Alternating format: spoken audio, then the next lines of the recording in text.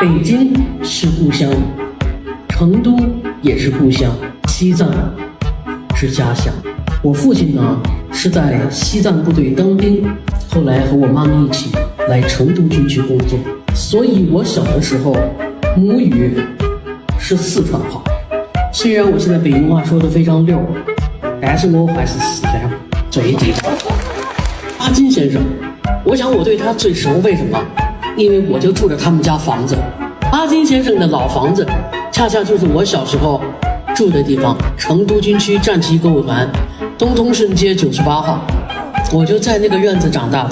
啪吧你！哎呀，下一回我们吹牛的时候能不能打草稿嘛？我看你做了那么多年的好事，我真的不忍心拆穿你啊！我儿红嘛，真的，我现在真的害怕刷抖音了，我生怕哪天我刷起出来，他说重庆都是他的故乡啊！你说遭不遭得住嘛？真的是啊，遭不住啊！韩大炮，我求你了，韩大炮，你干脆说李白是你的同学同桌好不好？马斯克是你的小弟得喽，人家巴金1923年就离开成都啦，他的大院早在那个1971年就全部完全拆除了。大炮啊，你好像也是1971年9月份才出生的吧？你住的只是人家歌舞团的宿舍呀，大炮。你也没见过他本人呐，你怎么就对他最熟了？像你那个说，马云对我最熟了，真的，马云对我超级好。我7大爷8大姑，我去找他们借钱，他们都不敢借给我。但是马云真的，他不管我还不还，他不管我这些的，他都愿意无私奉献的把钱借给我。所以你们说，马云是不是最爱我了？真的。最后算我求你了，你到时候别说重庆也是你的故乡好不好？哎呀，遭不住啊，受不了啊！我的第一根糖葫芦是我1岁半的时候吃的，我的命是我斗叔救的，我天生就会所有的乐器，都是用嘴吹的，我所有的歌都是我手唱的。有时候我的父亲是说相声的，有时候我的爸爸呢是搞曲艺的，还有的时候啊，我是从小就没有父亲的。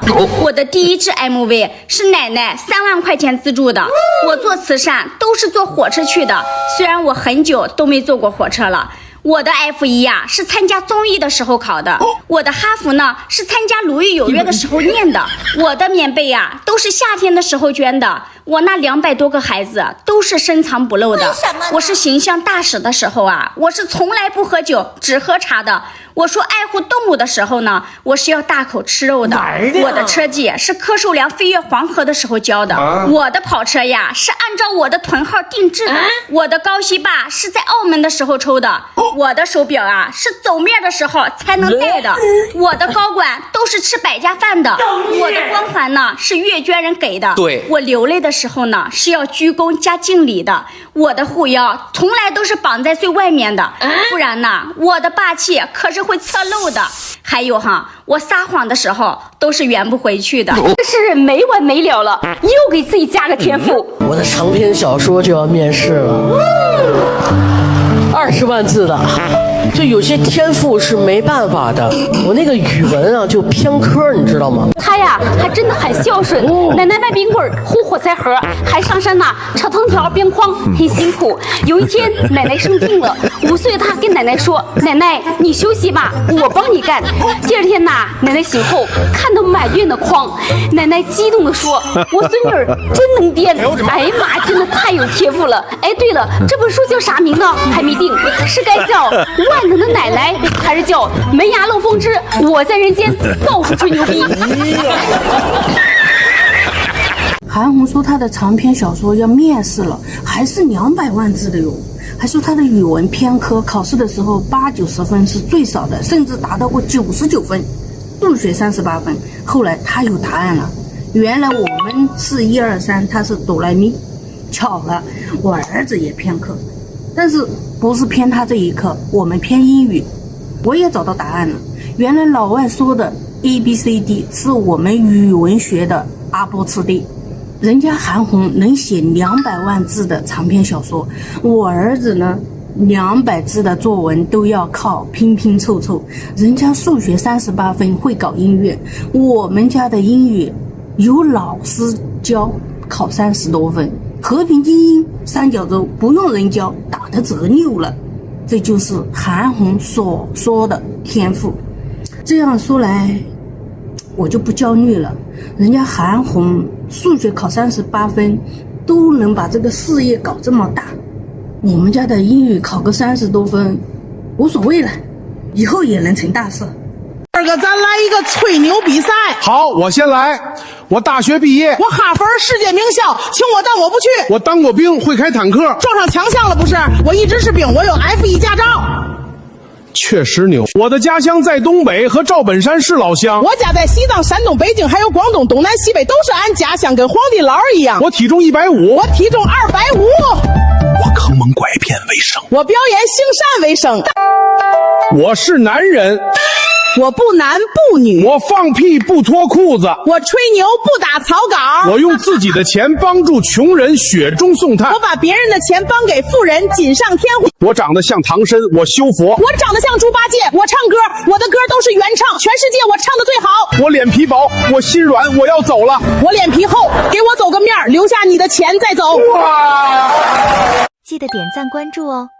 现在都流行戴2个手表了吗？为什么要戴2个？难道一个是看北京时间，还有一个是看哈佛的时间吗？该不会是手表太贵，放家里怕被偷，所以只能戴在手上。说实话，咱也不懂，有钱人的时尚，咱真理解不了。韩红老师心里有爱，眼里有光，腕上有表，手里有雪茄，嘴里有火车，确实值得我们敬佩呀。不是，我特别想知道他对穷是不是有什么误解呀？这1995年你家能拿出1万块钱吗？1995年手里有3万块钱算是穷人吗？靠奶奶哦，奶奶那3万块钱帮你拍的第1支的 MV， 对不对？对，因为我们家里很穷，奶奶从那个睡觉的枕头里拿出来零零碎碎的钱给我，为了一共攒在一起是3万块人民币。那是在1995年。咱说实话，我不瞒你们说啊，就是我们家那会儿95年的时候啊，手里面能拿出5000块钱就了不起了。我不知道你们，我是97年、98年辍学打工去了，1个月挣200多块钱。说实话，你手里有3万块钱都算是穷人，那你让俺们这人咋活呀？卖冰棍的奶奶有3万块钱，零零碎碎的3万块钱，枕头里面能塞3万块钱。90几年有3万块钱，我们家很穷，说实话我都懵了。我给大家举个例子吧。1995年有3万块钱的现金的家庭，绝对不属于贫困家庭，放在当年属于中等偏上家底儿的，在农村算得上是很富裕了，普通县城工薪家庭也算是佼佼者了。1995年全国城镇职工的年平均工资为5500元左右，月薪大约是450元，3万元相当于普通职工不吃不喝5年所挣到的全部工资。这还得说是事业单位，这是普遍下来的工资，就底层人的工资1个月也就200-300块钱。在农村3万元存款是绝大多数农民遥不可及的积蓄，那就是天文数字。我再打一个比方说1995年小城商品房普遍在500到800元每平方米3万元可全款买下一套50-60平方米的小户型。1995年即使在北京这种大城市里，家里面能够拿出3万元现金，也算普通水平家庭，绝对谈不上贫穷吧。你有3万块钱算是穷人。哎呀，我真想劝一下大山人几句咱们从此不再显摆好吗？你说你吃肉不要紧，把肉藏在饭里面吃掉多好啊！真正的和谐是您吃肉的时候别吧唧嘴了。要知道现在人们的生活水平每况愈下呀，他们看不得您穿金戴银，更看不得您满嘴跑火车。作为您最忠实的粉丝，除了喜欢听您唱青藏高原更喜欢您做慈善的时候腰带绑在腰上的帅气和霸气。那么最后我想说，红姐，咱能不能把前面牙齿中间那一条汉和楚界给它填平了？我认为是那条牙缝给您漏风了，补好这牙缝补好这条缝不仅可以把住嘴，还能够牢牢的锁住这个雪茄里的余味儿，不至于被这条缝给快速消散掉。要知道那吸上一口的快感至少值个上百元，真的是张口就来啊。阿金先生，我想我对他最熟，为什么？因为我就住着他们家房子。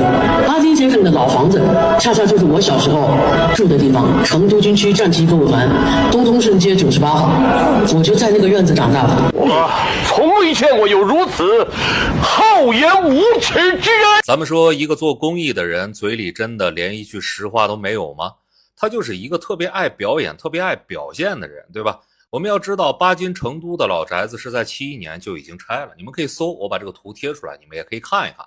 而他自己是71年出生的，从小住巴金的老宅子吗？都拆了，请问你住的到底是哪里？上海确实也有巴金的故居，这个倒是真的。可是他说的是成都啊，大家也听得很清楚。所以嘴里有没有一句实话？如今互联网时代了，大家都是有记忆的，互联网更是存下了很多证据跟记忆啊。你要是回忆不起来，网友们帮你好好的想想，再帮你拆解拆解。一个人我们说什么底色最重要？我觉得诚实应该算一个吧。就我再次说啊，咱们不否认别人做公益跟做好事，这个是要肯定的。但是我很难相信一个满嘴跑火车的人，天天说谎的人，张口就来的人，他能把有些事做好吗？